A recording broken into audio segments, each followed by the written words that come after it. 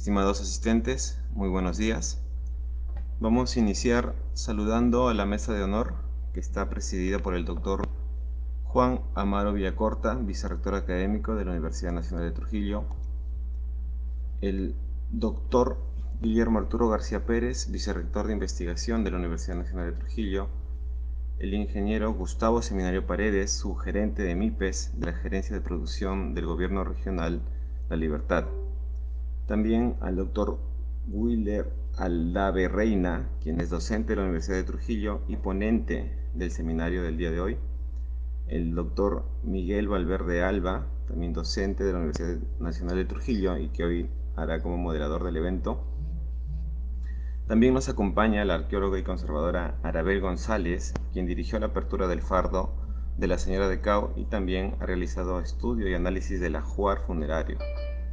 Sean todos bienvenidos al Viernes de Investigación, evento creado con el fin de socializar los resultados de investigaciones en la Universidad Nacional de Trujillo ante la sociedad, empresariado y comunidad universitaria.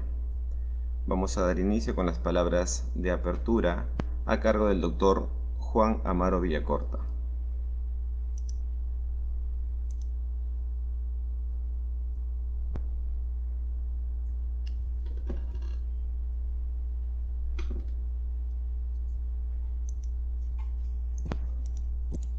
Doctor.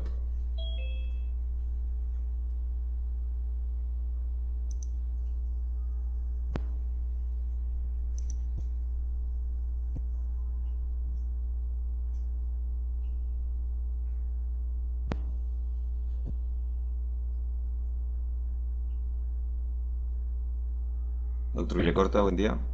¿Me escucha? Sí, buenos días. Sí. Gracias, muy amable.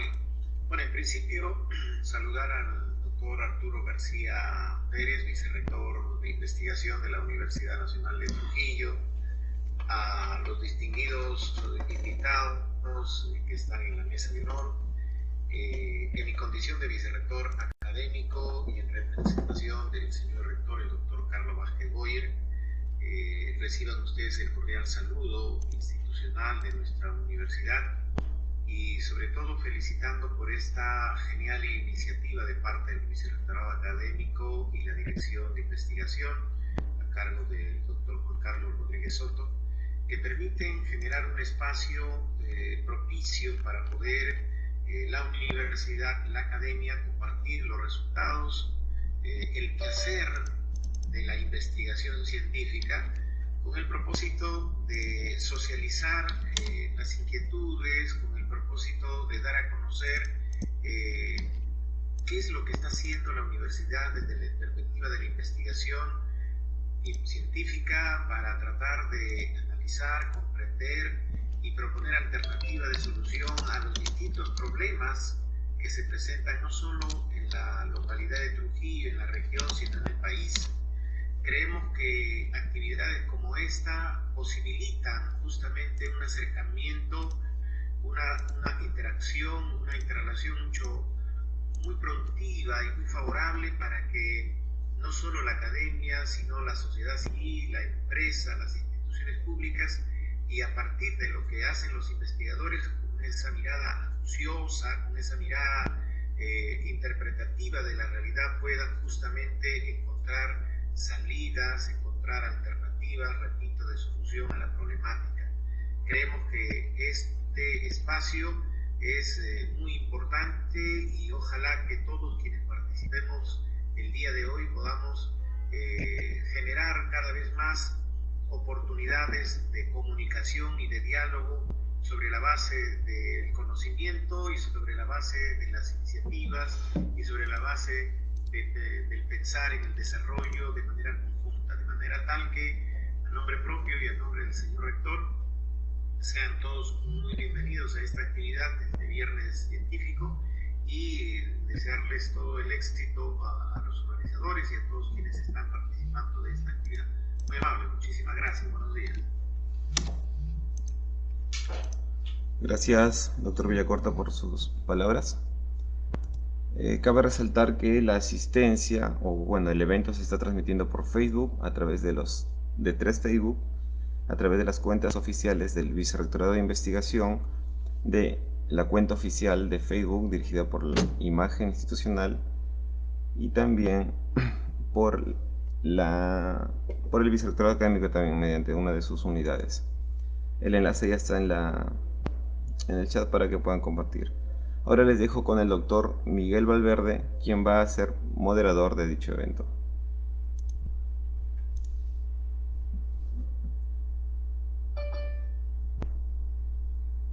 Muchísimas gracias. Bien, estimados todos, sean muy bienvenidos. Muchas gracias a las dignas autoridades por acompañarnos. Al doctor Juan Amaro Villacorta Vázquez, a nuestro director de investigación Juan Carlos Rodríguez Soto y al ingeniero Gustavo Seminario Paredes, gerente de MIPES, que nos acompaña. Muchísimas gracias, sean todos ustedes bienvenidos a los viernes de investigación organizado por resolución vicerrectoral número 33 del Vicerrectorado de Investigación del 2022. Bien, tengo el agrado de presentar al doctor Claver Wilder Aldama Reina. Él es docente del Departamento Académico de Física y es docente investigador de nuestra universidad. ¿Sí? Entonces dejo para escuchar la exposición Desarrollo de técnicas láser para aplicaciones en nanotecnología y restauración de restos arqueológicos. Vamos a escuchar la presentación y luego pueden hacer sus preguntas. Yo estaré atento para alcanzar al doctor Wilder Aldama y nos pueda responder. Bien, doctor Wilder Aldama Reina, por favor, te dejamos en el uso de la palabra. Gracias. Sí, bien, antes que nada quiero saludar a las dignas autoridades presentes, la persona del doctor Juan Villacorta, vicerrector académico, nuestro vicerrector doctor Guillermo García Pérez, vicerrector de investigación, nuestro director de investigación y ética, doctor Juan Carlos Rodríguez Soto, al ingeniero Gustavo Seminario Paredes, gerente de MIPES, y a cada uno de ustedes dignos participantes. Realmente para mí es un honor poder iniciar esta serie de presentaciones que diversos grupos de investigación de la Universidad de Trujillo venimos trabajando desde varios años y que en esta oportunidad me ha tocado aperturar esta serie de presentaciones. Voy a continuación a compartir pantalla.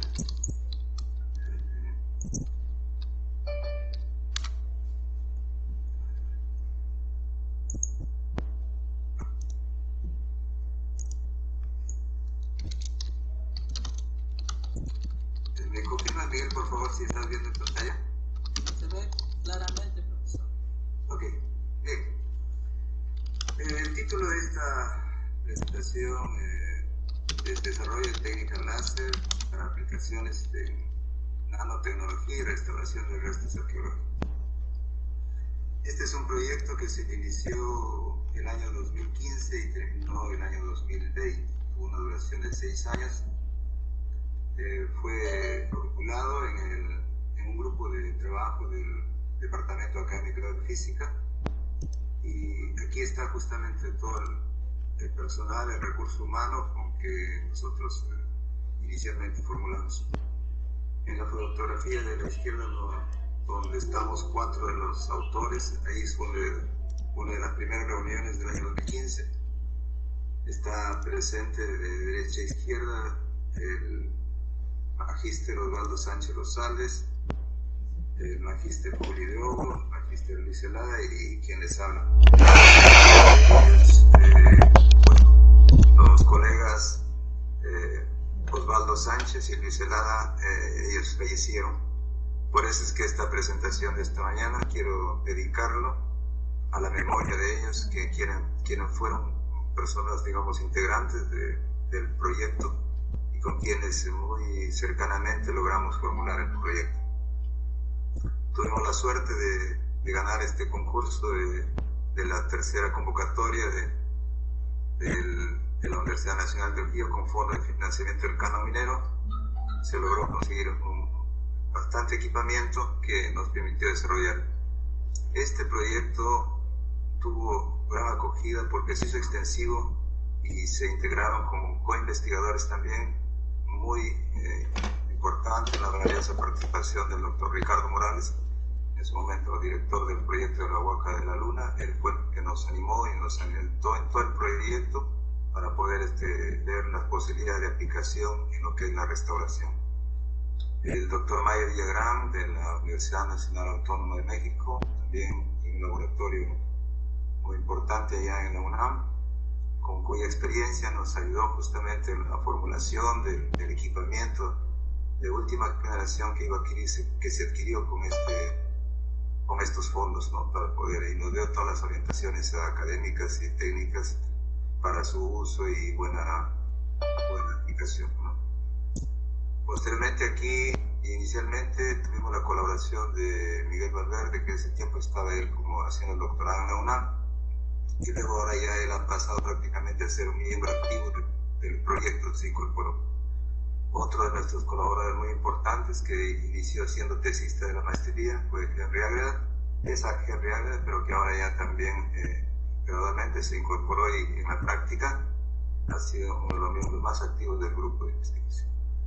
Y finalmente también tenemos la persona del doctor Juan Carlos Rodrigo Soto, justamente con las aplicaciones ya de los productos que nosotros desarrollamos en lo que son las nanopartículas.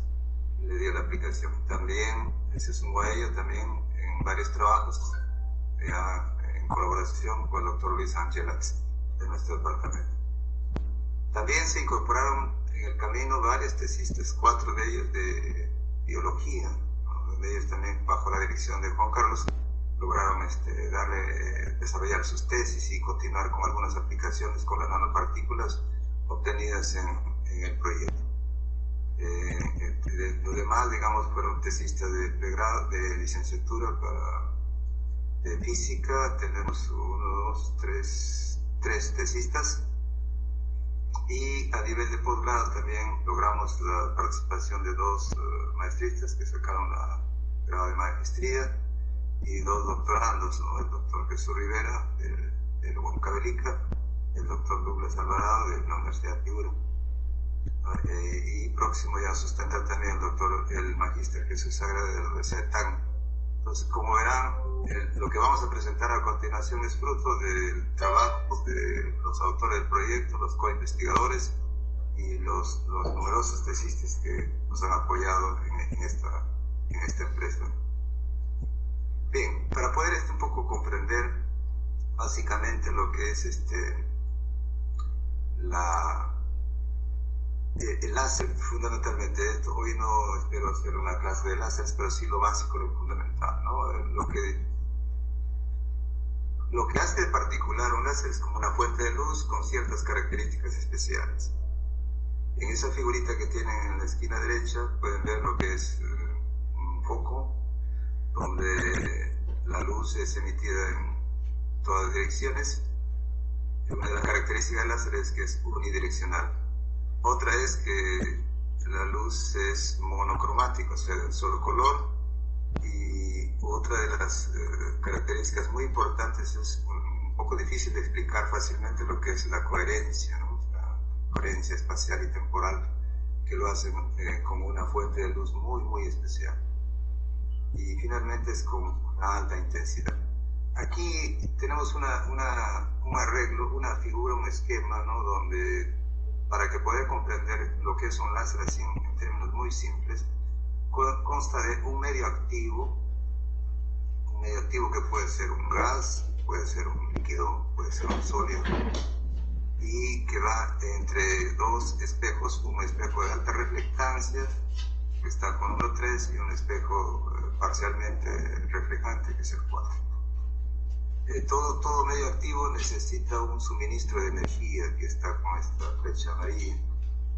Ese suministro de energía puede venir por descarga de electrones o puede venir por radiación electromagnética también de una lámpara. Entonces, según el medio activo, según las características propias del medio activo, es que aparecen diferentes tipos de láseres. Láseres de gas, láseres sólidos, láseres líquidos, láseres continuos, láseres pulsados y de diferentes longitudes de onda. Entonces, estos son algunos de los que tenemos en el laboratorio óptica y láser donde se desarrolla el presente proyecto. Los más conocidos son los punteros láser, los láser. Aquí tenemos un láser de nitrógeno molecular, que también desde hace 20 años empezaron a construir en nuestro laboratorio. Aquí tenemos una pequeña video, de hecho, donde vemos el láser. La cavidad ploma contiene nitrógeno. Acá tiene una fuente de alta tensión, alrededor de 10.000 voltios. Todo este equipamiento fue construido íntegramente en el laboratorio óptica y láseres, y estamos viendo cómo dispara radiación. Y aquí podemos ver la fluorescencia del papel bajo reacción de la radiación láser ultravioleta que emite este láser de nitrógeno. Con estos láseres, el siguiente paso fue construir un láser de colorante. Esto a su vez sirve de fuente de bombeo óptico con una lente concentrada en un colorante. Entonces aquí sale ya radiación láser propia del colorante. Entra, por decir, radiación ultravioleta y aquí sale luz de amarillo. Esto puede ser la fuente de bombeo, también puede ser otro láser.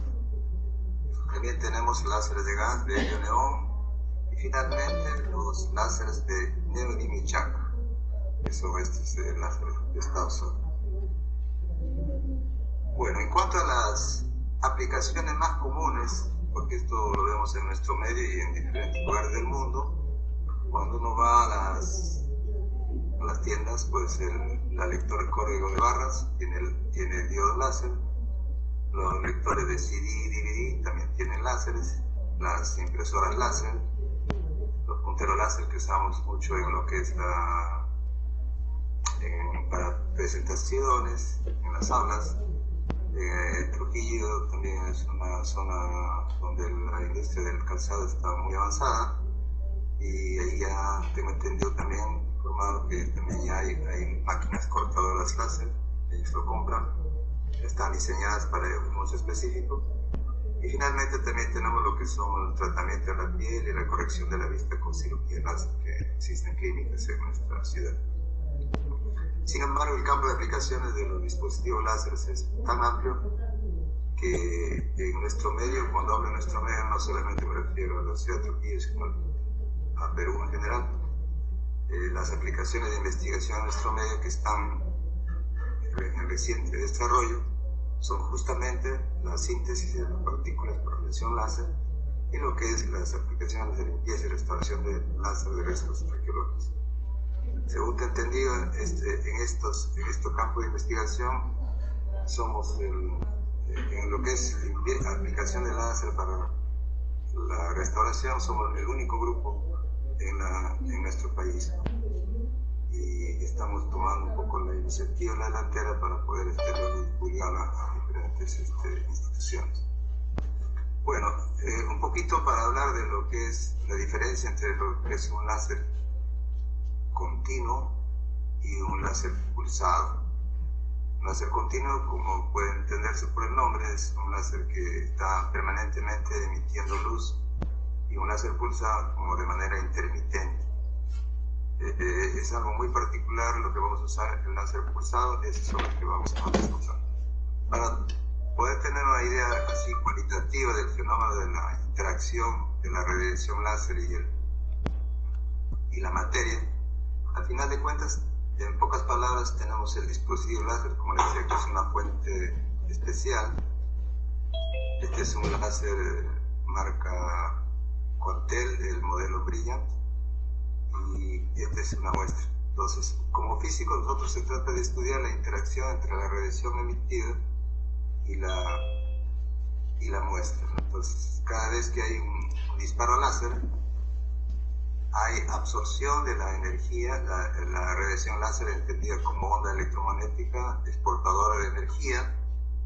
Esa energía es absorbida por el material, y según la energía que reciba,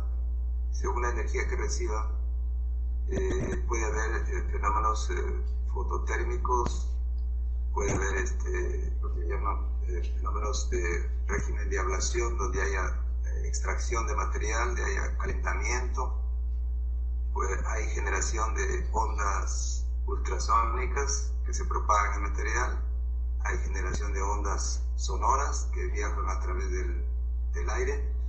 Y entonces, en el campo experimental, nuestro trabajo es justamente utilizar toda la instrumentación posible, o ver la manera de instrumentación, de detectar esas señales emitidas como producto de la interacción, ya sean esas ondas mecánicas, ondas ultrasónicas, ondas sónicas, o la radiación emitida, ¿no? Entonces, en esta simulación que tenemos a la izquierda, tenemos un régimen de ablación, ¿no? Viene un pulso láser que está visible, por ejemplo, longitud de onda verde, llega el material, se genera lo que se llama calentamiento, absorción de la energía, el calentamiento del medio, y hay extracción del material, hay lo que se llama formación de plasmas, ¿no? Hay emisión de electrones libres, átomos ionizados o iones,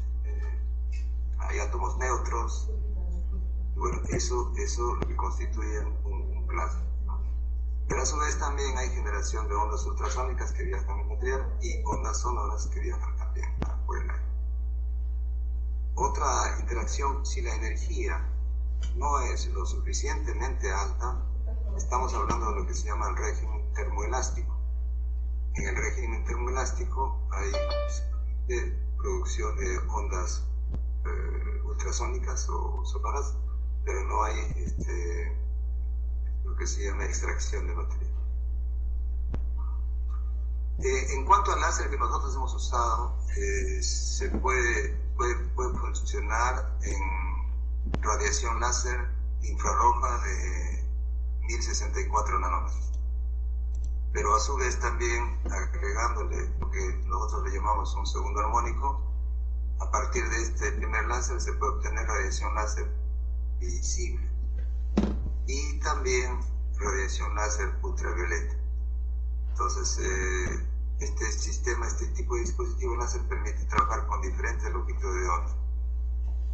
Aquí tenemos un adelanto de lo que vamos a presentar en esta mañana brevemente, ¿no? Este es ya en una mesa de trabajo. Por aquí está el láser, por acá hay un espejo. Como está en un cuarto oscuro, aquí se logra visualizar la trayectoria del rayo láser, y aquí hay una lente, y por aquí ya está un recipiente que va a contener un material. Entonces, el trabajo de investigación que hemos realizado nosotros ha consistido en cómo, en base a la interacción de la radiación láser con material sólido como oro de alta pureza, o plata de alta pureza, o cobre de alta pureza, a partir de ello nosotros podemos obtener nanopartículas.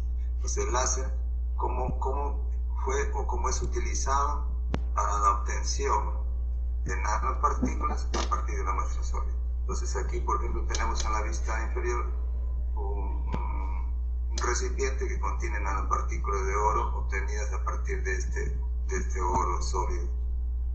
Nanopartículas de plata a partir de esta muestra de plata sólida. Nanopartículas de cobre a partir de esta material, lámina de cobre. Entonces, eso voy a comentar en lo que viene a continuación. Finalmente, la otra aplicación del desarrollo de las técnicas láser, ¿para qué?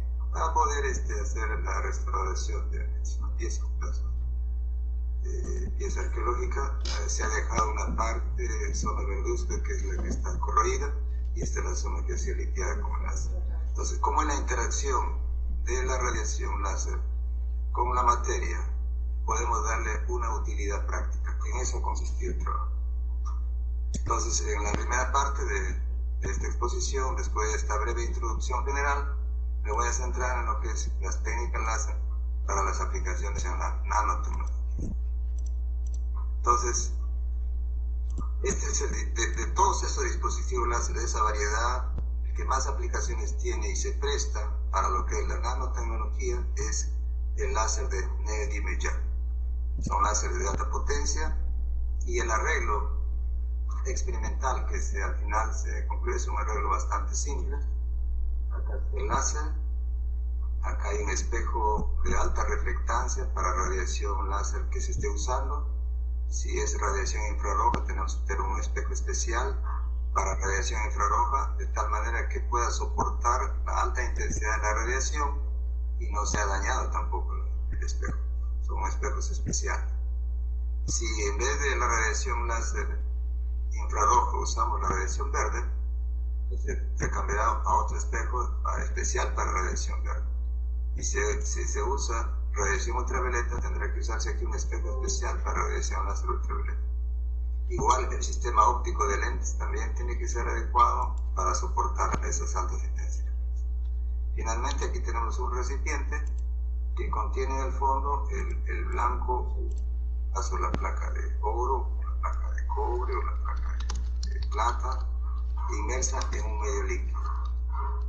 Esta es una fotografía de la microscopía electrónica que en colaboración con la doctora Betty Galarreta de la Universidad Católica de Lima, Universidad Católica de Lima, también nos apoyó para poder caracterizar. También con el doctor Luis Angelatis también se han obtenido algunas imágenes de microscopía electrónica. Bien,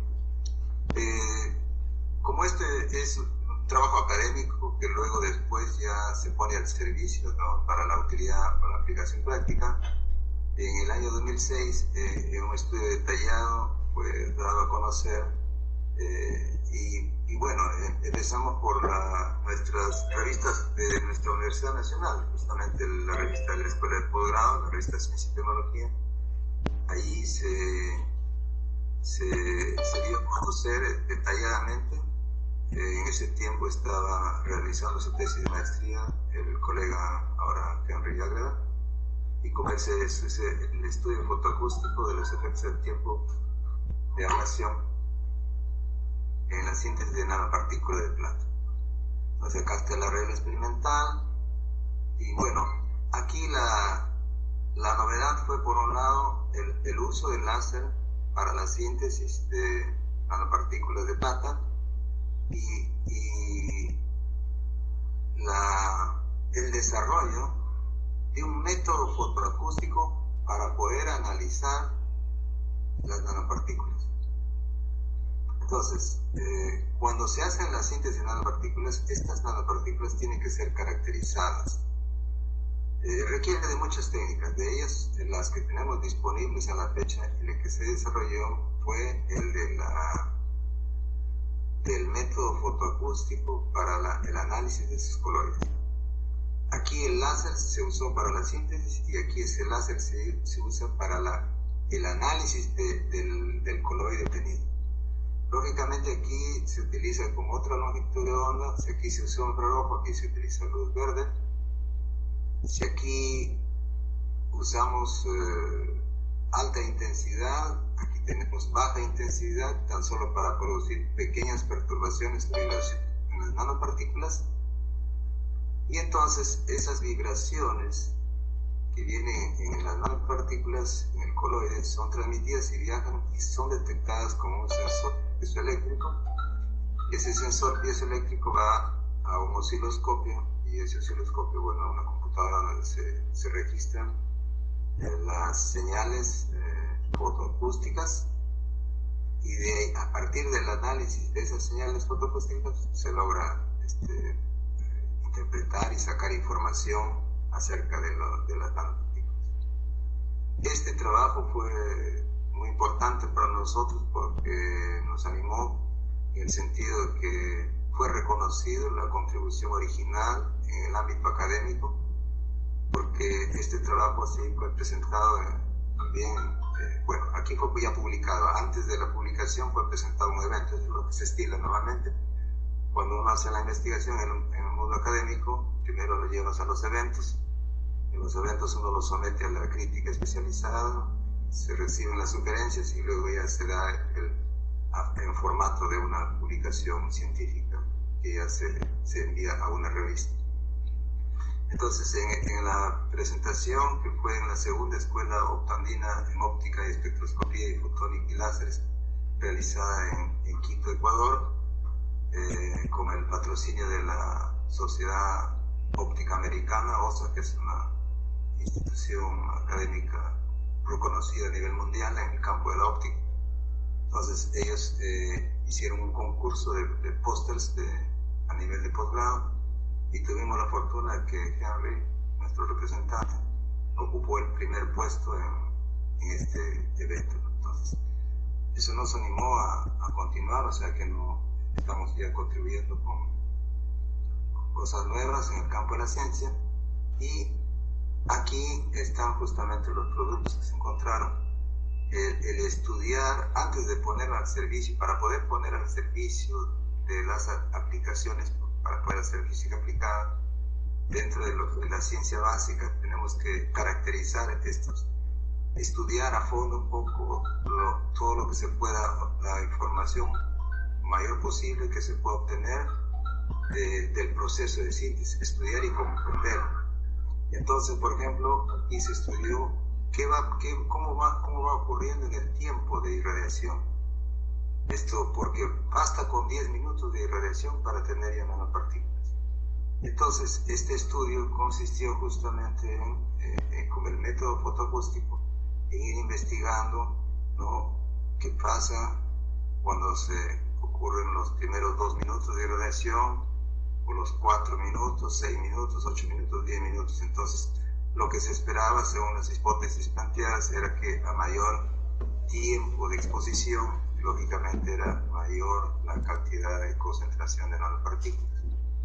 Pero estas hipótesis fueron comprobadas, corroboradas experimentalmente mediante medidas. En física, lo que tenemos que hacer es cuantificar y medir. Entonces, una de las caracterizaciones es mediante espectroscopía de absorción ultravioleta visible, donde los espectros de la absorbancia en función de la longitud de onda presenta picos característicos para ciertas nanopartículas. Por ejemplo, en el caso de la plata, está alrededor de los 400 nanómetros su pico máximo. Entonces, este pico máximo lo interpretamos como que va aumentando la absorbancia, porque va aumentando la concentración de nanopartículas. Entonces, si esto de aquí funcionó como un método ya conocido de la espectroscopía ultravioleta visible, lo que se hizo es analizar ya no con la espectroscopía ultravioleta visible, sino mediante las señales fotoacústicas, mediante las vibraciones. Y ahí ya la información que se tiene son las ondas, las señales fotoacústicas, que son al final señales eléctricas en función del tiempo. Y entonces, del análisis de estas señales se llegó a corroborar que justamente había una relación lineal dependiente entre lo que es la información obtenida por absorbancia y la información de las señales fotoacústicas. Entonces, de esta manera se corroboró, se contribuyó al ámbito académico al conocimiento universal con una nueva técnica de caracterización de nanopartículas. Bueno, entonces llegamos a la conclusión que la amplitud de la señal fotoacústica, con una nueva técnica, en función de la absorbancia, a una determinada longitud de onda que es característica para la plata, había una relación lineal. Entonces, hay un indicador entre la señal fotoacústica y la concentración de la nanopartícula. Bueno, continuando entonces con las investigaciones, la amplitud fotoacústica también hicimos ya en el caso del oro, ¿no? Amplitud fotoacústica en función de la concentración de colores con las partículas de oro. Entonces acá esto lo trabajamos con una tesis de Jesús Rivera y cambiamos acá, en vez de plata, hicimos oro, y también le hicimos el análisis con el método fotoacústico ya desarrollado. Entonces acá tenemos una fotografía donde está una placa de oro obtenida en nuestro medio de los joyeros, de 24 quilates, en agua ultra pura, y aquí está el producto encontrado, ¿no? La síntesis. Claro, el trabajo de investigación no solamente implica lo que les estoy comentando ahorita, hay que ver los parámetros óptimos de uso del láser. Cuando hablamos de los parámetros óptimos del láser, es que hay que darle cuál es la energía, cuál es la longitud de onda. Hay otro parámetro que se llama razón de repetición, o sea, cuántos pulsos por segundo, cuántos disparos son necesarios para obtener una determinada concentración. Entonces, esto va evaluándose y entonces en función del tiempo de irradiación, o en función de la energía, o en función de la longitud de onda, se van obteniendo diferentes concentraciones, y esa información nos permite ir caracterizando de tal manera que cuando vayamos a darle una aplicación práctica, se tiene toda la información posible con las técnicas que están a nuestro alcance para reportar las características de la nanopartícula.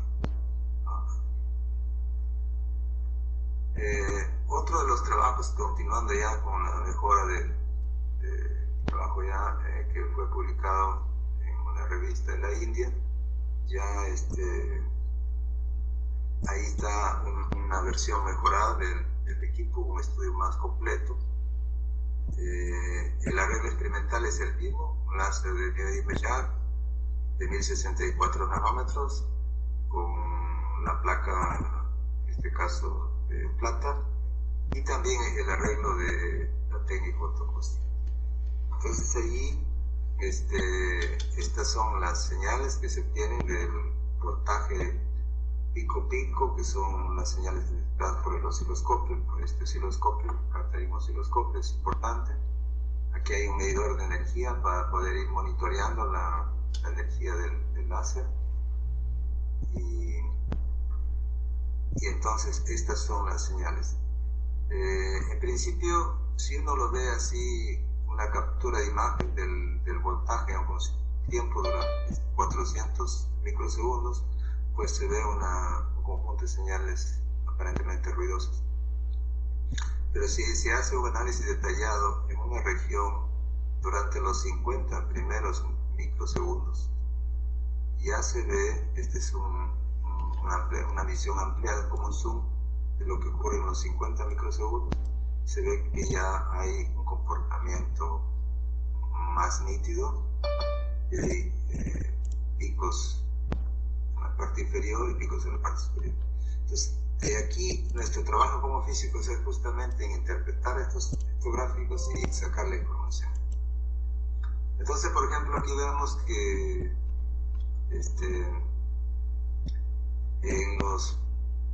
en la línea de color oscuro corresponde a un tiempo, y la línea de color rojo, la comparación entre las señales fotoacústicas obtenidas a los 16 minutos y a los 350 minutos después de haber sintetizado. O sea, lo que nos dimos cuenta es que uno de los cuestionamientos muy importantes que hay que tener muy en cuenta es la estabilidad de las nanopartículas. ¿Qué tan estables pueden ser las nanopartículas? Porque lo usual es que se vayan agregando, y entonces, por decir, pasan horas o minutos o días, se agregan y se pierden ya las nanopartículas, y ya no se tienen nanopartículas, sino partículas.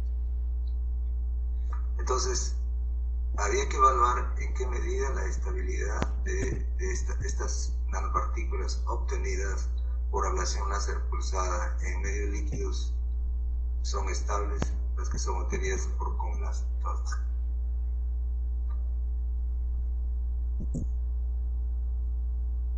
ya. Acá vemos justamente, ¿no?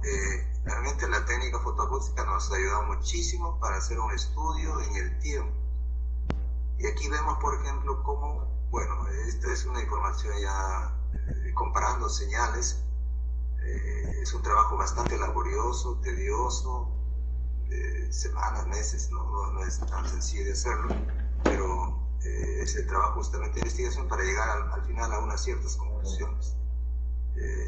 Al final lo que nos interesa es los resultados finales, ¿no? No importa el tiempo que hayamos demorado, pero lo que interesa es a qué conclusión arribamos. Entonces, en estos comparación de las señales, utilizamos un método de análisis de señales que se análisis de correlación, le llamamos. Y entonces lo caracterizamos con lo que conocemos como un coeficiente de correlación.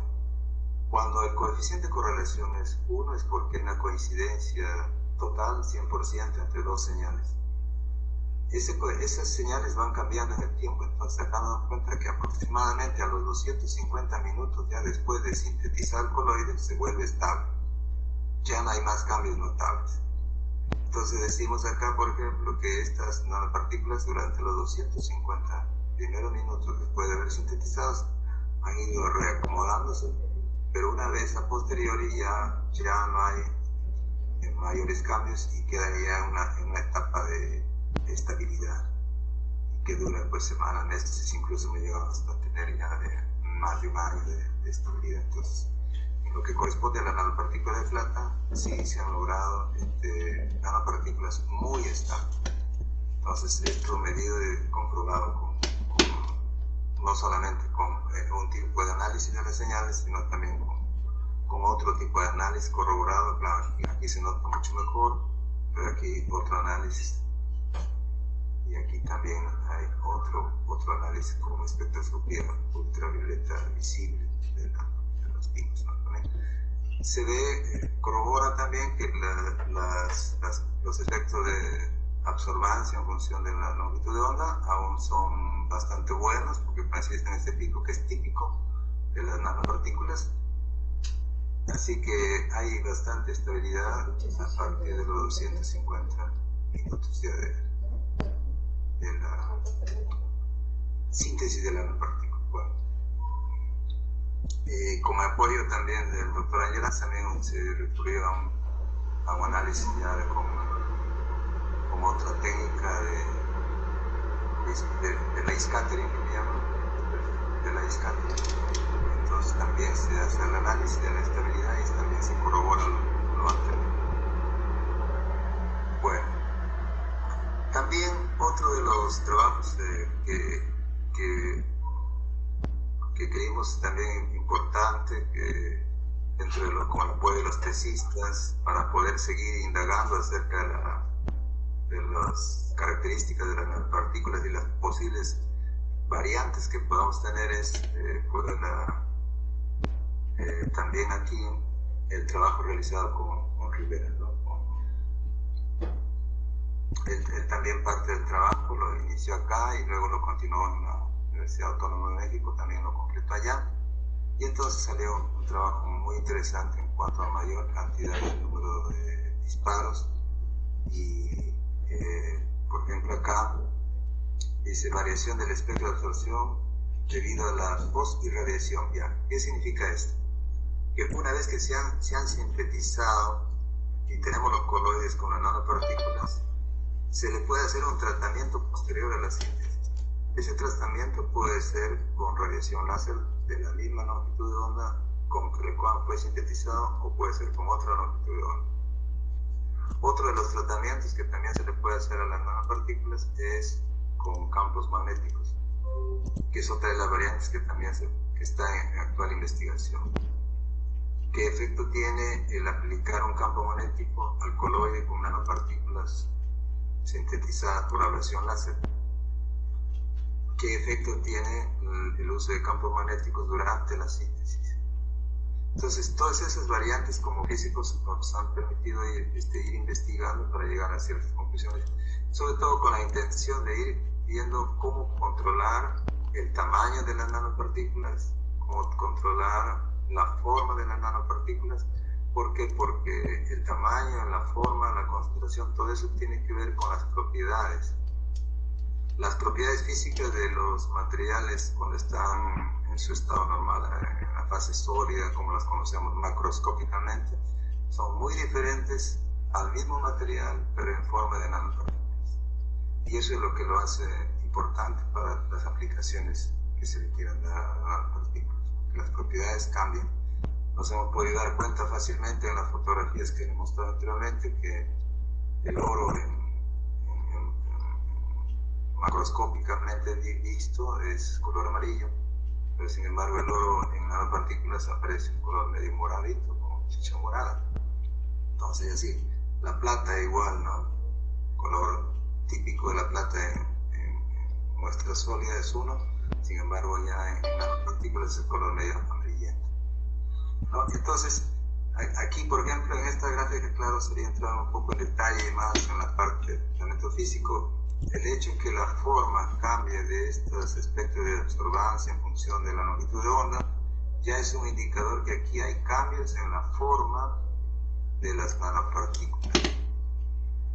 Entonces, si estos espectros van cambiando por efecto de la posirradiación, porque ya también hay un efecto de la radiación posterior en el coloide, en las nanopartículas que se van formando. Entonces, es todo un motivo de investigación, de ver el porqué. Entonces, eso como nos permite a nosotros ir controlando con estos mecanismos de tratamiento posterior a ver qué tipo de nanopartículas se obtienen.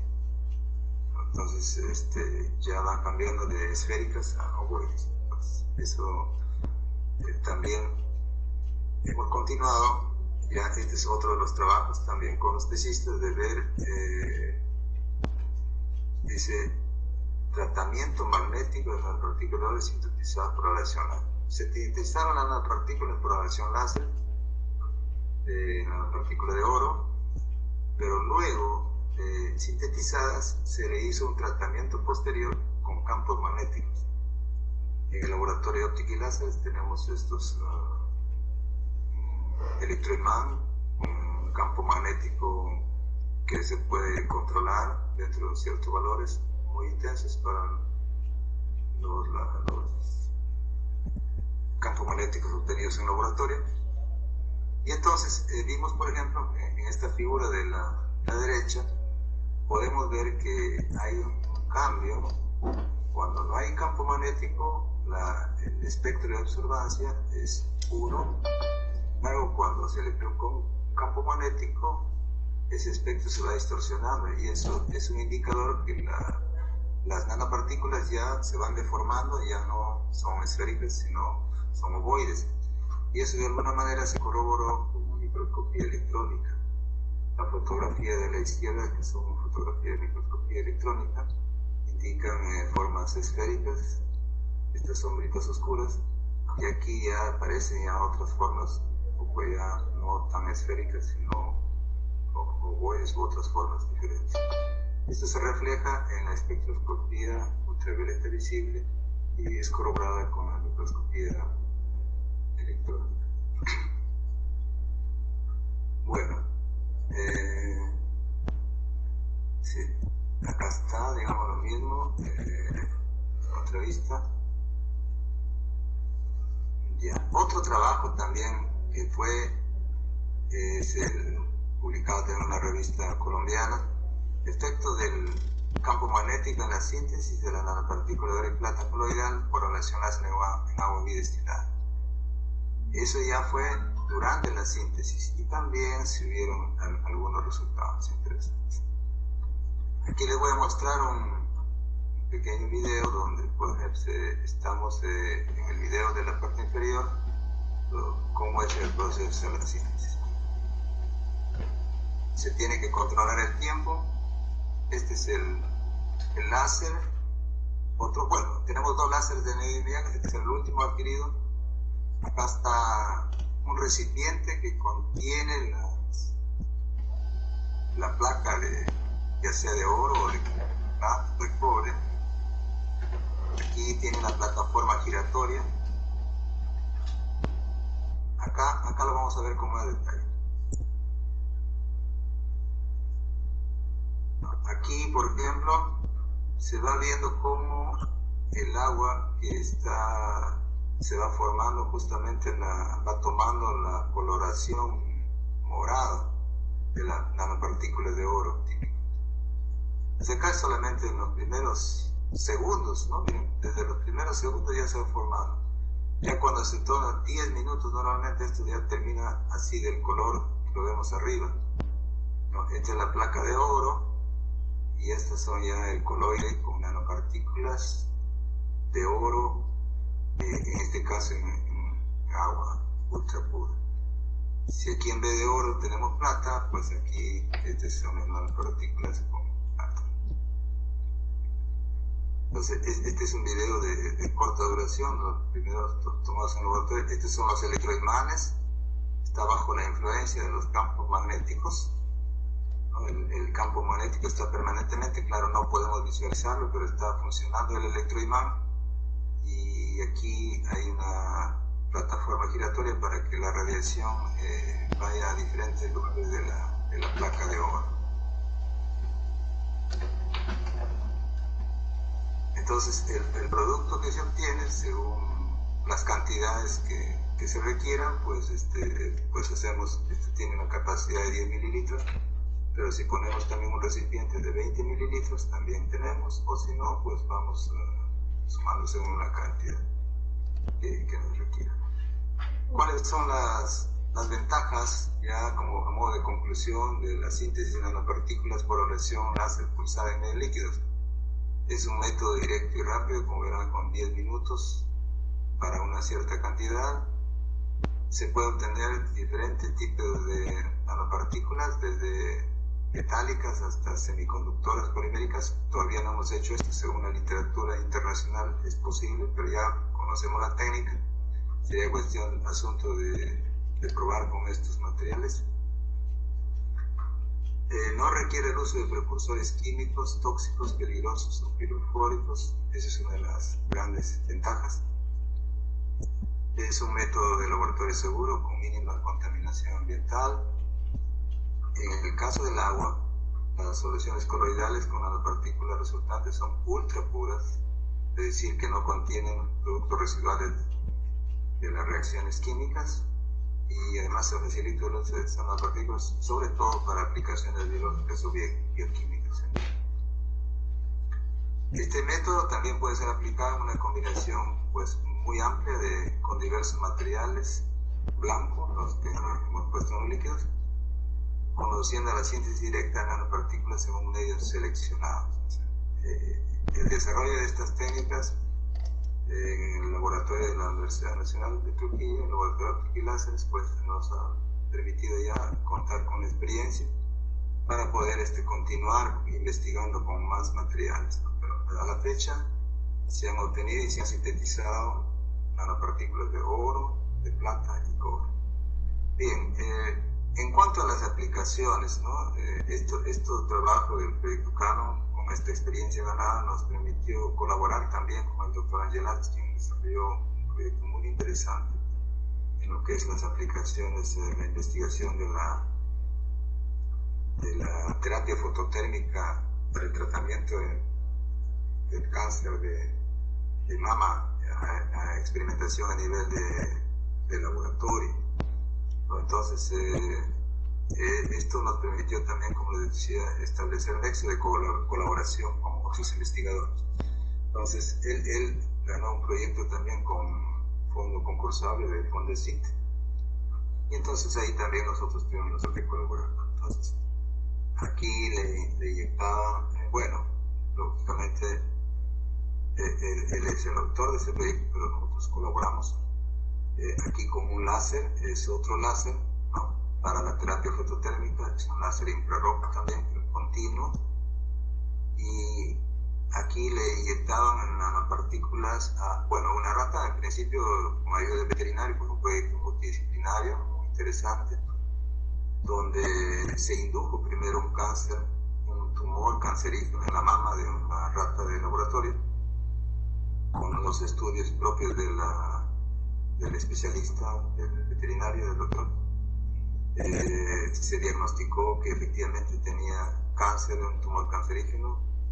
El doctor Angelatz sintetizó nanorods de oro. Esos nanorods de oro se inyectaron en el tumor y nosotros participamos con el láser haciendo una irradiación. Entonces, la terapia fototérmica consistía en hacer la irradiación en la zona. Aquí se ve, aquí se colocó una termocupla con un alambre muy delgadito para ir monitoreando la temperatura. Entonces la terapia fototérmica consistía en justamente en hacer un calentamiento del tumor. Lo bueno es que el calentamiento es localizado y según estudios, según información ya de los especialistas, con un incremento de 10 grados Celsius por encima de la temperatura corporal, ya hay destrucción del tumor. Entonces, esto lógicamente fue a nivel de estudio preliminar, nosotros a nivel de laboratorio, justamente como un tesista, ver el estudio del efecto del calentamiento bajo acción de la radiación láser de un coloide con nanopartículas, cómo va aumentando con la temperatura, con los sensores de temperatura que se diseñaron bueno, el equipo que se diseñó con ayuda de un informático. Y entonces se logró estudiar justamente el efecto del calentamiento. En cuestión de 12 minutos se tenía aumento de temperatura de hasta 10 grados con esos coloides. Entonces ese fue un trabajo que también fue reportado en un evento en Rusia. Y bueno, ya acá está la aplicación también como a nivel de laboratorio de la nanotecnología, ya para acá es mucho más complicado. Otra de las aplicaciones ya con las nanopartículas ya desarrolladas en este laboratorio, ya aparece ya el campo de las aplicaciones. Nosotros somos físicos, pues estamos para colaborar y apoyar, y aquí es cuando se sumó justamente el doctor Juan Carlos Rodríguez Soto con su equipo de tesistas, 4 de biología en principio, después vinieron más todavía, ¿no? Y entonces ahí tenemos lo que es un trabajo súper interesante que aparece en el campo de la nanotecnología aplicada ya a la regeneración celular. Entonces su campo de la biología, ya él comentará en el momento se cree conveniente, ¿no? Ya, porque esto después ganó un concurso, un proyecto con fondo concursable de Fondesit también, donde también hizo estudios más avanzados a lo que es la regeneración celular. Entonces, en endogencia tigrina se ve el efecto de las nanopartículas de oro, de plata, de cobre, en qué medida facilitan la regeneración celular. Las perspectivas futuras hacen pues que estas nanopartículas, así obtenidas en el laboratorio por abrasión láser, son justamente las adecuadas para poder, por no contener reactivos químicos, sino son nanopartículas de alta pureza, sumamente ecológicas, y para este tratamiento de aplicaciones biológicas eran justamente no necesitaban en grandes cantidades, y entonces se lograron resultados muy interesantes también en cuanto a la reducción del tiempo de regeneración. Entonces hicieron estudios comparativos de lo que es una regeneración en condiciones normales, naturales, y la regeneración celular en condiciones ya bajo la acción de las nanopartículas. Entonces los tiempos fueron mucho menores. Bien, eso es un poco a grandes rasgos lo que es un recuento de las aplicaciones en el desarrollo de ciertas técnicas de la síntesis de nanopartículas por abrasión láser y algunas aplicaciones que hemos mencionado. El otro gran reto es el de los dispositivos láser que nos enfrentamos, es cómo podemos nosotros sumarnos a esta labor de conservación del patrimonio, que Perú es un país con una riqueza impresionante, no solamente acá en la región La Libertad hay cantidades, ¿no? Claro, nosotros como físicos no desconocíamos, pero al entablar contacto ya con los arqueólogos, pues nos vemos estas fotografías fueron proporcionadas, ¿no? Y con autorización del doctor Ricardo Morales, a quien agradezco muchísimo porque él se sumó al proyecto también y nos animó sobre todo a ver cómo la ciencia física puede apoyar en este problema de la restauración, y nos dimos cuenta que no es tan fácil, ¿no? Porque hay diversidad de materiales, hay pinturas, hay metales, hay textiles, hay maderas, hay huesos, etc. Hay diversidad. Pero en fin, había que iniciar, ¿no? Entonces, eso fue la motivación que nos hizo. Bueno, aquí tenemos algunas fotografías de algunos objetos pequeños para la experimentación, aquí donde ya fue limpiado, acá, bueno, estos dos fotografías de la derecha fue la continuación en un segundo proyecto de aplicaciones arqueológicas con el doctor Gabriel Petro, que ya actualmente estamos trabajando con ellos, ¿no? En un proyecto con Fondesit que vino después de esto. Con el doctor Ricardo Morales también, gracias a las facilidades él en algún momento facilitó para poder hacer el estudio, el análisis bueno, en ese tiempo, hace años, con colaboración de la Católica, también vinieron en una oportunidad y podemos decir, hacer unos estudios preliminares, ¿no?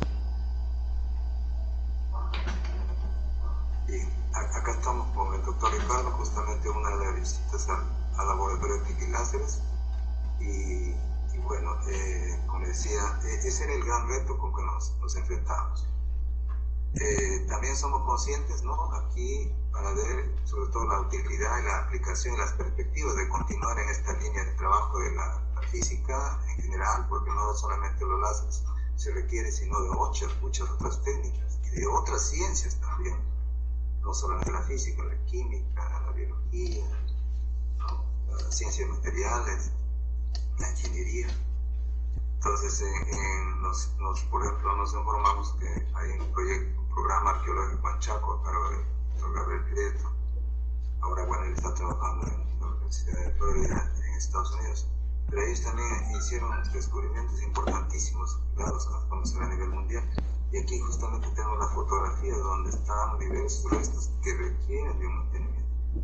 Objetos valiosísimos que, lógicamente, para poder llegar a intervenir con láser hay que hacer toda una serie de estudios previos para tener la seguridad, porque como objetos únicos no podemos darnos arriesgar en experimentar con estos objetos. Se tienen que hacer experimentaciones previas en condiciones de laboratorio con objetos no originales, con objetos que simulen los originales, y al final recién, cuando ya desarrollamos un protocolo, un procedimiento que sea confiable, recién nos sometemos a lo que deben tenerse. Entonces, bueno, las perspectivas vemos acá nada más en nuestro medio, ¿no? Tenemos pues los museos donde se exhiben estas piezas, que pues sirven para pues motivar e incentivar el turismo, todo visitante, visitas obligadas a los museos de nuestra localidad, ¿no? El museo de Chanchán, el museo de la Boca de la Luna, nuestro museo de arqueología, antropología en nuestra ciudad de Trujillo, el museo también de Pau, el museo de Pau, el museo Casinelli, y así. No, eso es solamente hablando de nuestra localidad, y en la región y en el país entero. Entonces, las posibilidades y los retos pues son muy, muy grandes. Entonces, el proyecto, y aquí viene ya el agradecimiento también a estas iniciativas de la Universidad Nacional, porque tenemos el recurso humano, pero también tenemos que tener el recurso en equipamiento. Entonces, saber escoger el equipamiento que vamos a comprar y cómo lo vamos a usar y qué uso le vamos a dar. Entonces, ahí es cuando viene justamente también la compra de este moderno sistema láser con un sistema de espectroscopía de plasmas inducidos por láser, ¿no? Todo esto, lógicamente, fue con ayuda de los especialistas del doctor Mayo Villagrán, para que quien da el reconocimiento que se sumó al proyecto como asesor externo, y nos ayudó justamente con la experiencia para poder escoger y seleccionar un dispositivo láser que pueda ser versátil y que pueda ser no un sistema modular, sino que pueda adaptarse para las diversas aplicaciones, tanto para la nanotecnología como para la restauración y otras más que todavía están como posibles aplicaciones, están abiertas, ¿no? El láser pues tiene muchísima utilidad. Entonces, ¿qué hacemos, por ejemplo, cuando tenemos un estudio para ver las aplicaciones en restauración? Tenemos aquí un fragmento, por ejemplo. Aquí estamos un fragmento. Ya está bien. Entonces, como este es un fragmento, no es una pieza única, hay la posibilidad de poder hacer experimentación y ver en qué medida le podemos sacar información a cómo obtener, cómo extraer el material contaminante y dejando el material original. Una de las cosas que aprendimos es que todo, en el caso de metales, se forma una capa natural que es conocida como pátina. Esa pátina recubre y protege al objeto original.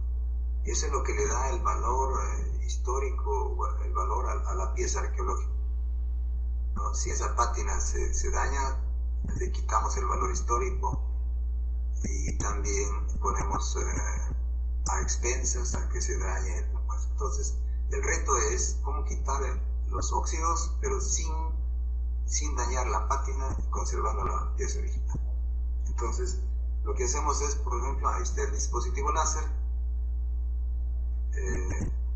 Esta es una fuente de alimentación con la cual nosotros controlamos el láser, sus parámetros, podemos controlar su energía, también con estos comos armónicos podemos ver qué longitud de onda, el tiempo de exposición, el número de disparos se pueden programar. Y bueno, tenemos que direccionar. Si aquí está el objeto arqueológico, aquí está un espejo. Empezamos a disparar, pero esa radiación a veces no es lo suficiente, a veces es lo suficientemente intensa, pero a veces se requiere radiación láser mucho más intensa, entonces tengo que utilizar lentes concentradoras. Entonces, viene la radiación láser, llega al objeto, y ahí es cuando, según la energía que le esté dando, se produce una llamita, un plasma, ¿no?, para extraer el material. Ahora viene lo que es la instrumentación. Para poder analizar este plasma, esta luz que es emitida, necesitamos fibras ópticas, un colector, un sistema óptico, va con una fibra óptica, y aquí va un mini espectrómetro o un espectrómetro. Tenemos aquí en el laboratorio un espectrómetro de alta resolución y también un mini espectrómetro. Ese mini espectrómetro va conectado con interfaz a una computadora y aquí se analiza la luz emitida y de aquí se puede hacer lo que se llama un análisis elemental de la composición química del material irradiado, del contaminante o de la muestra que ya original, ¿no? Entonces sale lo que se llama unos espectros acá, una figura típica de los elementos. El estudio, sí, le decíamos también en otro momento que aquí esta interacción radiación-materia se generan ondas ultrasónicas que viajan por el material y con un sensor piezoeléctrico y van a osciloscopio y entonces se puede obtener señales de esta naturaleza. También se puede monitorear con algunos micrófonos los sonidos que van emitiendo. Entonces, estos estudios previos es justamente lo que hemos realizado con los tesistas, todo el arreglo experimental, las variables, los tiempos de exposición, longitud, etcétera, etcétera, la obtención de las espectros de emisión, de las ondas ultrasónicas, para ir estudiando qué efecto hay entre la radiación láser y el material. A eso le sumamos un estudio ya con imágenes fotográficas para ver si ha habido daño o no ha habido daño. Entonces, para poder llegar a estudiar eso, un primer trabajo que se hizo, ¿no?, fue publicado en el año 2018, fue el estudio de un detector de energía de pulso láser infrarrojo basado en el efecto fotoacústico. Nuevamente, la técnica fotoacústica en la cual nos está permitiendo muchísimas aplicaciones, ¿no? Entonces, un sensor piezoeléctrico, acá está el tipo de sensor, fue estudiado y llegamos a encontrar, por ejemplo, que al estudiar la relación entre la energía y el voltaje, vimos que en un principio hay una relación o una dependencia lineal, pero luego empieza a cambiar. Según estudios realizados por investigadores en otros lugares, en otros laboratorios, estos cambios se interpretan como que se han pasado del régimen termoelástico al régimen de ablación. ¿Qué significa eso? Que hasta este punto de acá no hay cambios físicos, o hay cambios reversibles, pero a partir de aquí ya hay daño del material. Entonces, este dato fue muy importante para nosotros, de darnos cuenta de la posibilidad de encontrar estos llamados umbrales de daño, umbrales de ablación, porque eso nos permite investigar justamente para el caso de los materiales de prueba, y eso fue justamente lo que hicimos en un siguiente trabajo. Eso está por acá. Antes de ello, ya. Entonces queda un poco la idea de la posibilidad de utilizar la técnica fotoacústica para estudiar el umbral de daño de cualquier material sólido. Así, cualquier material sólido.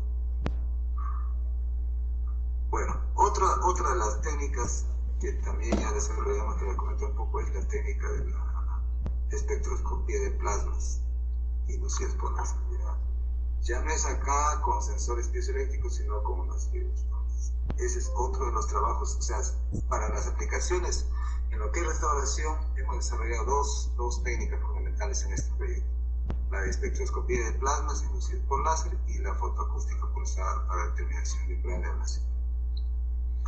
Bueno, acá están los productos ya después de estos estudios. Vemos, por ejemplo, aquí un resto ya en su condición original, con estos óxidos de cobre, y aquí ya en una zona limpia. Aquí se diseñó un posicionador XY, con un motorcito de paso, de tal manera que la muestra iba moviéndose de manera automática, de tal manera que la radiación láser iba cubriendo, haciendo un escaneo. Hay dos posibilidades: el usar este aparato para piezas pequeñas, o si no, también de medida mecánica con posicionadores X y Z que tenemos en el laboratorio. Bueno, acá son algunas vistas de los arreglos para espectroscopía de plasmas inducidos por láser, algunas muestras pequeñas que fueron usadas para estas experimentaciones. Este es el equipo completo para espectroscopía de plasmas, ¿no? El láser, el espectrómetro, con una cámara ICCD, una cámara para muestras, para que el operador no se vea afectado por la radiación láser. Se coloca la muestra en el interior y se va viendo por esta ventana que es transparente. Bueno, acá son los componentes fundamentales de este sistema de espectroscopía de plasmas inducidos por láser. Un láser consecuente. Acá hay un sistema óptico para direccionar la radiación. Acá está la cámara portamuestras. Aquí va una fibra óptica que sale a la cámara, al analizador de luz, que en este caso es el espectrómetro, con la cámara intensificadora de señales.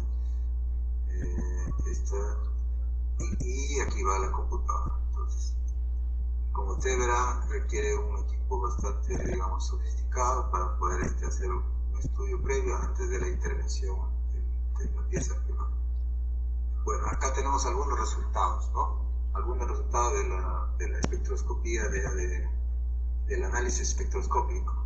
Claro, implicó también un gran reto para nosotros, porque tenemos que entrar lo que es la espectroscopía láser y la espectroscopía de identificación de líneas, de métodos para poder utilizar software especial de cómo identificar las líneas de cada elemento. Entonces, por aquí se ven líneas típicas de cobre, de calcio, aparecen de sodio, generalmente asociado a la suciedad, sodio, calcio, potasio, y entonces son información típica de cada material, ¿no? Por ejemplo, aquí hay una información de los primeros disparos. Lo bueno de la espectroscopía láser es que no puede ser el estudio estratificado. Con un primer disparo tenemos información de la capa superficial. Como si seguimos limpiando, va a haber una información de la capa ya inferior, por estratos. Y entonces aquí, por ejemplo, en este gráfico ya hemos hecho una superposición de un espectro. El de color negro es el espectro del contaminante, y el de color rojo ya es el espectro típico del material ya limpio, ¿no? Entonces es un espectro diferente, porque han desaparecido algunas líneas espectrales y han aparecido otras propias del material. Entonces, de esa manera se puede hacer estudios o ya por estratos, caracterización e identificación del material que compone ese objeto capa por capa, ¿no? Y si luego ya determinamos cuáles son los umbrales de daño, pues podemos establecer con qué radiación láser vamos a utilizar, si va a causar daño o no va a causar daño al material. Entonces tomar la decisión de usar o o no usar el láser o combinar con algunas otras técnicas convencionales. Bueno, hay una diversidad de ensayos obtenidos con diferentes objetos, ¿no? Tanto en la superficie limpias como contaminadas. Aquí se puede ver justamente la diferencia entre el espectro de líneas rojas y el espectro de líneas oscuras. Es toda una interpretación. Aquí está otro el caso de plata, por ejemplo, objetos de plata.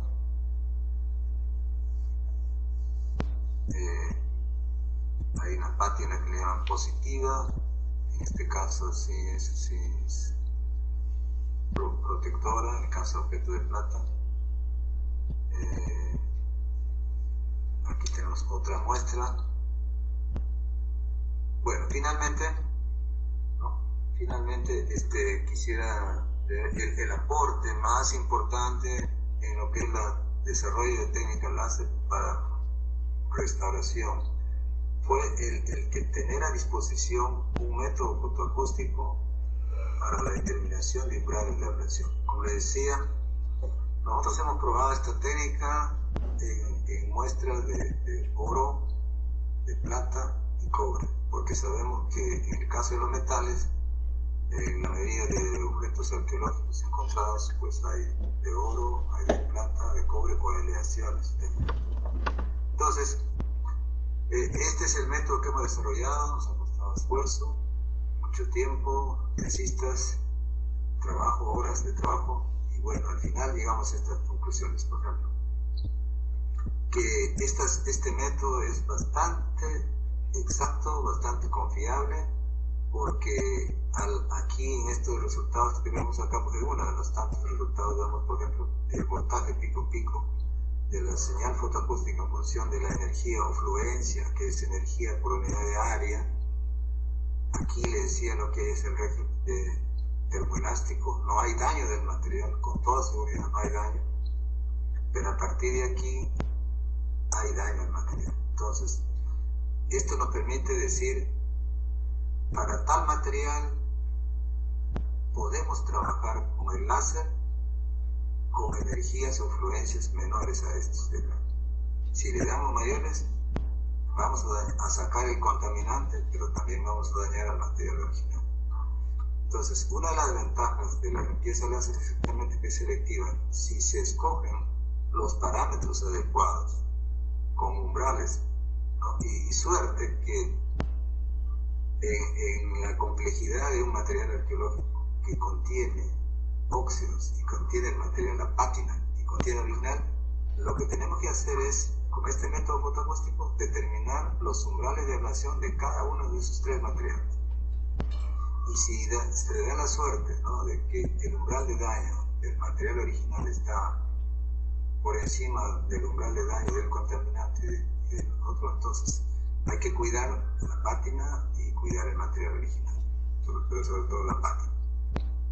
Entonces, se toma la decisión, ¿no?, de proceder a la limpieza cuando ya se está con la seguridad de tener información acerca de estos umbrales, del contaminante y del material original. Bueno, entonces, en resumen tenemos aquí el láser, todos estos años que hemos trabajado, como esta interacción de la radiación láser con una placa de oro, de plata, de cobre, nos permite obtener como producto final nanopartículas de oro, de plata o de cobre, y con posibles aplicaciones a diversas que hemos mencionado, ¿no? Debidamente caracterizadas, con su estabilidad y toda la información que podamos darle a nuestro alcance con las técnicas que conocemos. Y la otra es la posibilidad, ¿no?, de utilizar para ciertos materiales, en caso de metales, la limpieza. Y ya estas dos últimas fotografías ya son la continuación de este proyecto que iniciamos con el doctor Ricardo Morales, que hemos continuado ya con Gabriel Priete y seguimos con un tercer proyecto. Ya la aplicación, por ejemplo, a textiles o la aplicación a objetos de madera. Estos últimos son resultados recientes de los últimos meses, resultados bastante sorprendentes, donde hay una limpieza selectiva pero que ya, para poder llegar a estos productos ya finales hemos tenido que iniciar con este proyecto Canon a nivel de metales solamente, ¿no? Pero ahora ya hay unas posibilidades y perspectivas de continuar trabajando y hacer extensivo a otros proyectos. Bueno, indudablemente el agradecimiento a este proyecto fue financiado, ¿no?, por los fondos provenientes del Canon Minero, de la Región de Libertad, en la tercera convocatoria de concurso de proyectos de investigación. Muchas gracias por su atención. Si hubiera alguna pregunta y está a mi alcance, pues estoy ya a tratar de responderles. Muchas gracias. Muchas gracias, doctor Claver Aldama Reina. Bien, a los asistentes, por favor, podrían alzar la mano para solicitar la palabra o escribir su pregunta en el chat. Antes de ello, para también comunicar que todo esto se está transmitiendo por Facebook en vivo, y también en Facebook se les solicita, por favor, que noten sus preguntas en el chat. Tenemos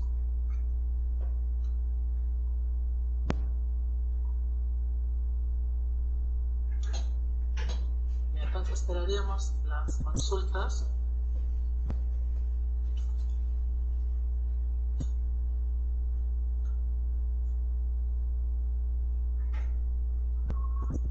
Por el Facebook, doctor, hay una consulta, por ejemplo, nos dicen, bueno, primero felicitaciones por el aporte. Nos pregunta si es posible intervenir objetos laminados de cobre o plata sobre un núcleo que no es metálico, como si fueran recubrimientos, entiendo. Sí es posible. Claro, lo que tendríamos que hacer es hacer, como le decía, un estudio previo. Si tuviéramos a disposición algunos materiales de una muestra, determinar eso de los umbrales de ablación, eso es importante. Si es una lámina, con el método fotoacústico es accesible, es realizable, ¿no? Nosotros damos energías muy bajas hasta llegar a determinar sus umbrales de ablación. Y si una vez que estamos seguros y establecemos porque cada material realmente tiene sus parámetros láser. Para cada material el láser tiene que sintonizarse a unos determinados parámetros como longitud de onda, energía, fluencia, número de frecuencia de repetición o número de disparos. Pero en principio sí es posible. Ok, doctor. Hay otra consulta que lo hace Alberto González en el chat del Facebook. Bueno, primero dice, es una técnica muy sofisticada, nos comenta, y en investigaciones financiadas, bueno, menciona que no hay limitaciones para su realización, pero en biología, la sofisticación y la especificación de la técnica es proporcional a los costos. En ese sentido, la consulta va por los costos. Dice, bueno, ¿cuál sería el costo de reactivos, de nanopartículas, de aparatos? Esa es la consulta esencialmente. Sí.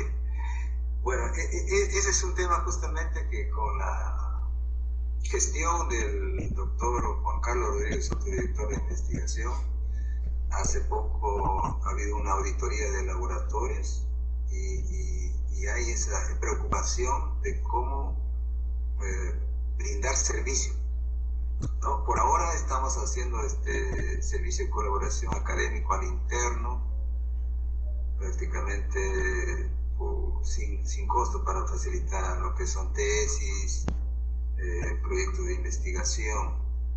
Pero en este caso sería cuestión de evaluar, claro, los costos. Pero estos láser, por ejemplo, una vez comprado este láser, pues con el mantenimiento adecuado, tiene un tiempo de duración de 10 años, ¿no? Tiempo de vida. Y mucho más todavía, ¿no?, si se le da el mantenimiento adecuado de este láser. Ahora, habría que ver el uso de las... En cuanto a una placa, si se quiere, de oro, una plaquita de oro que nos costó algo así como una laminita, ¿no? No sé, como 600 soles. Está durando y sigue, o sea, ¿por qué? Porque a nivel nano, pues es mínimo, microgramos lo que se consume en cada uso. Los reactivos como son el agua, entonces lo que son consumibles como el desgaste de la placa de oro, de la cual se sacan las nanopartículas, o el agua ultra pura, es mínimo. Entonces, si bien es cierto, la técnica es sofisticada, pero los consumibles para esto ya sería más que todo ver un poco el uso del láser, ¿no? Para mantenimiento, pero no va a ser tan alto. Okay, doctor. Hay una consulta del ingeniero Gustavo Seminario. Por favor, ingeniero. Sí, adelante. Muchas gracias, doctor. Antes que nada, felicitarlos al nombre del ingeniero Manuel Yempe, que está al tanto de lo que está pasando. Y quería comentarles como una experiencia y como una consulta después. Nosotros como gobernador recién regresamos de Grecia hace 3 semanas por un viaje por la Unión Europea, justamente por un intercambio de innovación. Y una de las cosas que más nos llamó la atención era la relación que existe entre la universidad y la empresa. Realmente es encomiable lo que hacen. Y bueno, ahí es una realidad distinta porque la Unión Europea, incluso de países miembros de la Unión Europea que se soportan en muchas universidades griegas, ¿no? Pero mi consulta iba a esto, ¿no? Me parece que el tema científico está muy bien logrado. Como ingeniero puedo captar muchas de las ideas que dicen, pero ¿cómo sería o qué faltaría, ¿no? O qué procesos se tendría que realizar o se tendrían pensado seguramente para poder transferir esto a la industria liberteña, viéndolo como Estado, ¿no? De forma a pensar en los sectores tractores que tenemos básicamente dos, que es el agro y es la minería, ¿no? Han pensado de una manera, si primero se han evaluado si hay algunas posibilidades de poder hacer más con conocimiento que ya lo tienen logrado, con este producto que ya tienen hecho, y vean cómo se pueden participar en las gemas productivas que existen en estos dos sectores que traccionan, y dos, cuál sería ese proceso de transferencia. Lo hago con el ánimo de que si no se ha hecho, podríamos iniciar algún tipo de apoyo, ¿no? De poder juntar ambas partes, porque lo que usualmente se hace en Europa es eso, que las universidades producen y luego se juntan con las empresas. Bueno, un camino es que la industria solicite a la universidad, otro camino es que a veces la universidad produce, dada su dinámica, y empata luego con digamos que son dos tipos de disrupciones, una que nace de un problema y va y busca la solución, y la otra disrupción es cuando existe la solución antes y no existe el problema, que parezca ilógico, eso también funciona, ¿no? Hay que ver la fotostática y muchas cosas que antes no existían porque no había problemas para esas soluciones, pero que nos permitieron pues avanzar un montón. Entonces, le quería poner al doctor en eso como que si hay la necesidad o si nuestros buenos aportes pueden hacer esa unión, pues sería un paso adelante, ¿no? Para poder acercar a la que de hecho lo tienen, pero podríamos llegar a las soluciones que de repente la industria está dejando de tomar en cuenta, a pesar de que ya tenemos algunas soluciones de nuestra primera casa de estudios, ¿no? Gracias, otra vez. Sí, muy interesante su pregunta, ingeniero Gustavo. Sí, eso justamente es a raíz de todas estas iniciativas. Mire, un poco le comento. Yo pertenezco y trabajo en un departamento que se llama Departamento de Académica de Física. Como ya sabrán, la física es una ciencia básica, es una ciencia pura, donde, bueno, tratamos de comprender los fenómenos, pero el gran reto es luego dar el salto a lo que es la física aplicada. Ya, para que luego ese conocimiento básico requiera o tenga alguna aplicación, una utilidad práctica que repercuta en la sociedad. Es un reto muy grande, o sea, no es fácil, pero tampoco veo que es imposible.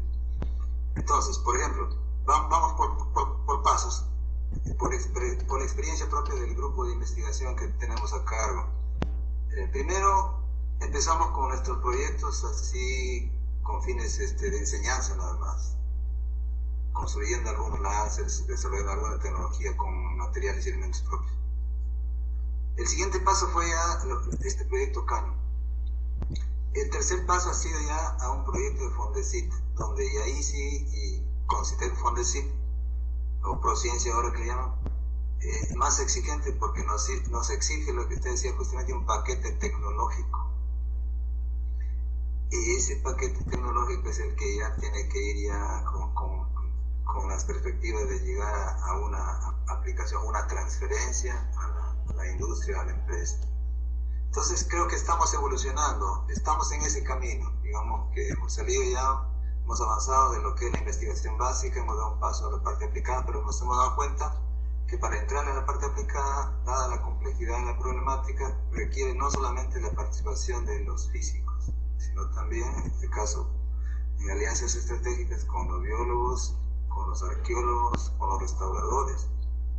Entonces, ahora ya, con ese avance, yo diría más bien, ya con este conocimiento que aquí ya tenemos avanzado hasta cierto nivel, ensayar tal vez esas dos alternativas, ¿no? Porque vemos que esto tiene para mucho más todavía seguir investigando, pero por ejemplo, me atrevo a decir que sería ya el momento de entablar el contacto con la empresa y nosotros identificar su problemática, identificar la problemática, qué problemas tienen y en qué medida nuestros conocimientos en la ciencia básica, lo que ya hemos avanzado en la física aplicada, puede ayudar a resolver ese problema.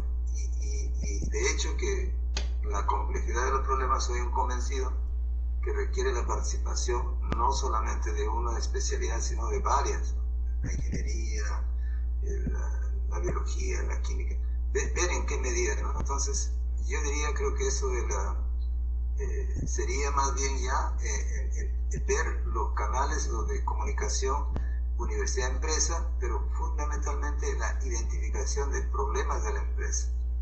Y cómo con el conocimiento contamos en la universidad, con la experiencia que ya avanzamos, podemos establecer ya un nexo ya de una posibilidad.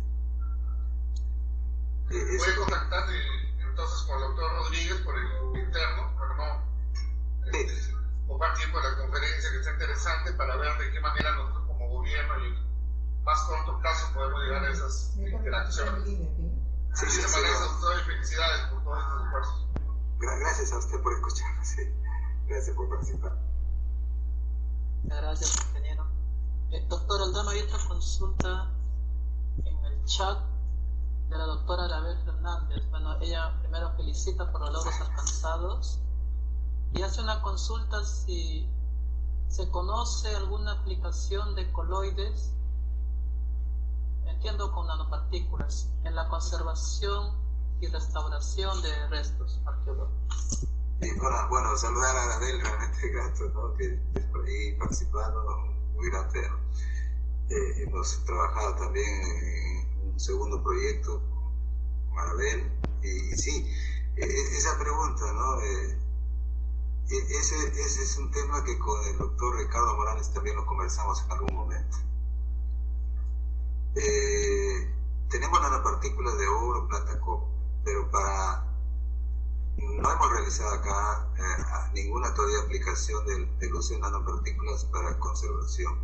Pero según la literatura, ¿no? Algo que leí muy poco, según la literatura sí existen ya trabajos en otras instituciones extranjeras donde están utilizando ciertas nanopartículas, pero no son las de oro, plata, cobre, son otros materiales que les aplican a ciertos materiales para la conservación y están haciendo su estudio en qué medida contribuye a la conservación.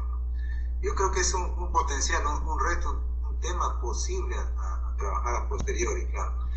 Lo que hacemos nosotros cuando son temas nuevos en nuestro medio, vemos qué materiales son los que queremos conservar, nos vamos a la literatura internacional, lo que se llama la revisión del estudio del arte, nos informamos qué tanto han avanzado en otros lugares en cuanto a lo que es qué tipo de nanopartículas usan. Procuramos en lo posible contactarnos con los autores de esas publicaciones, que es lo que nos ayuda y facilita bastante. Le manifestamos también nuestro interés y a veces encontramos mucha acogida en el mundo de la ciencia. No hay egoísmo, a veces algunos fácilmente, claro, no todos, pero algunos sí son muy colaboradores y de inmediato nos dan algunos comentarios y sugerencias cuando queremos incursionar en temas nuevos. Entonces, esto del uso de nanopartículas para conservación, sí sé que hay, no conozco muy a detalle, pero yo creo que sería un tema interesante, ¿no? A futuro continuar en esta línea ya del uso de las nanopartículas, pero ya, no. Y si esas aún pueden usarse como ablación láser, pues sería interesante. Gracias, doctor. También hay algunos comentarios en el Facebook donde, bueno, felicitaciones también, por ejemplo, Alberto nos dice muy interesante los resultados de la investigación. Felicitaciones al colega Aldama, sobre todo porque abre la posibilidad de elementos de diagnóstico mucho más sensibles en el campo de la biología. Hay una consulta también de la profesora Teresa Rosales, por ejemplo, nos dice si hay posibilidades de que alumnos de arqueología hagan sus tesis con metales arqueológicos. Claro, sería formidable, sí. Justamente estamos en un tercer proyecto Canon que está vigente, todavía no hemos cumplido un año, tenemos para 3 años, y queda abierta esa posibilidad, nosotros gustosamente, porque tenemos los equipos a disposición, tenemos ese segundo proyecto Canon y que está justamente orientado para metales, así que yo creo que sería cuestión de contactarnos nada más y siempre estamos abiertos a la colaboración, ¿no? Así como empezamos este proyecto Canon, cuando empezamos, como les mostré al comienzo, los autores, y en el camino se fueron sumando más y aparecieron tesistas que, bueno, se interesaron de biología, lo recibimos fácilmente, pero si vienen de arqueología, bienvenidos también, ¿no? Nosotros, claro, apoyaríamos en lo que corresponde a la parte física, ya la parte arqueológica ya ese es un tema ya de la especialidad de ellos, se respeta, no incursionamos en temas que no somos preparados, pero sí en lo que son la física, las técnicas para apoyar y complementar algún estudio, sí, gustosamente lo hacemos. Sí. Muchas gracias, doctor. Bueno, ya no identifico preguntas ni en el Zoom ni en el Facebook. Sí.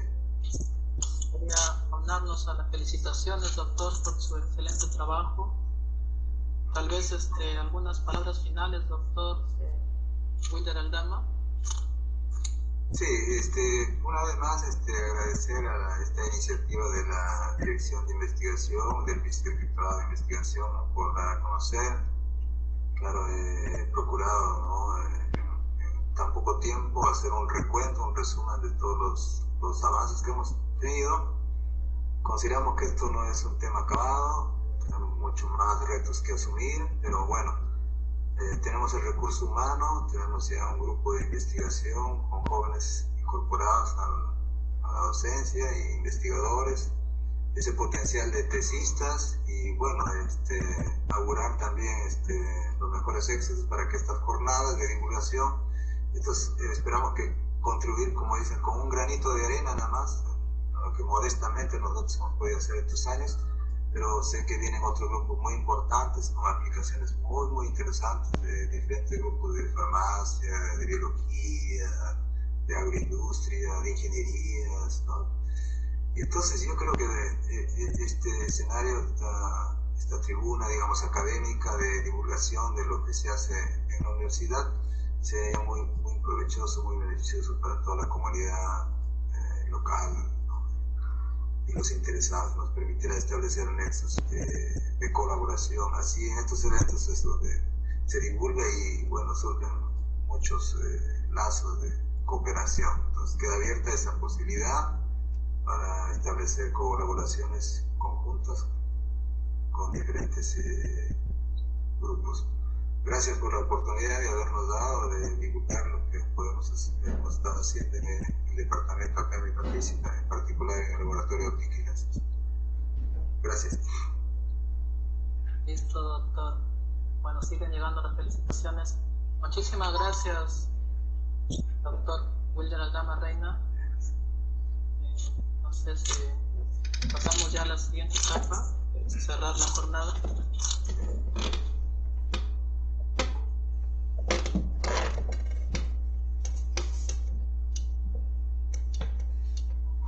Sí, yo creo que hemos cumplido con el tiempo, ya estamos desde las 10 de la mañana, son las 11:42. Yo creo que sí, ya hemos procurado ser respetuosos del tiempo que se nos ha asignado.